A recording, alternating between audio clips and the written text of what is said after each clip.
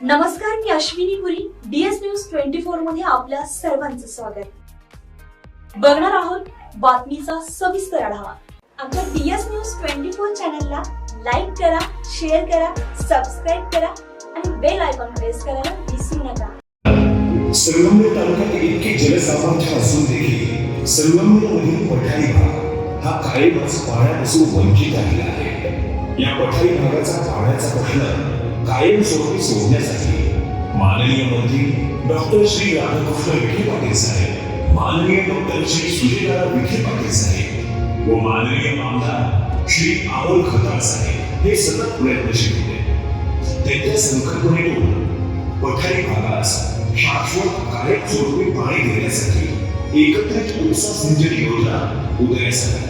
छोट्या योजना न करता एकत्रित मोठी योजना करण्यासाठी माननीय मंत्री श्री राधाकृष्ण विखे पाटील साहेब, माननीय श्री सुजयदादा विखे पाटील व माननीय आमदार अमोल खताळ साहेब यांनी सतत पाठपुरावा करून दिनांक 17/10/2025 रोजी जलसंधारण विभागाकडून मौजे खरशिंदे, बिरेवाडी, साकूर, शिंदोरी, मांडवे, वरवंटी या 6 उपसा सिंचन योजना जलसंपदा विभागाकडे हस्तांतरित करून घेतल्या आहेत.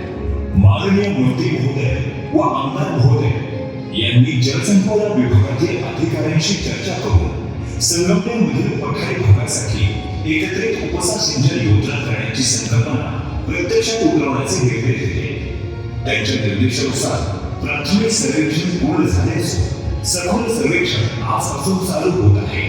जलसंपदा विभागाने प्राथमिक सर्वेक्षण करून मुळा धरणाच्या पुढील क्षेत्रातील मौजे धरणगाव येथे उचल विहीर बांधून पंपगृहाद्वारे 2 टप्प्यांमध्ये पाणी, मौजे खरशिंदे येथे वितरण कुंड बांधून त्यात पाणी सोडून तेथून नैसर्गिक उताराद्वारे 6 गावातील 14 पाझर तलावांमध्ये 4.49 घनघन पाणी सोडण्याचे नियोजन आहे.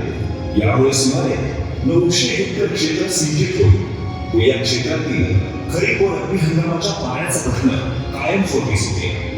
तसेच संगमनेर तालुक्यातील मुळा नदीवरील केटीवेल्स, साकूर, जांभूळ हे 1980 ते 1985 मध्ये बांधण्यात आलेले आहेत. सदर केटीवेल मधून मोठ्या प्रमाणात गळती होत असते व नीडल्स काढणे व परत टाकणे हे काम जिकिरीचे होत आहे.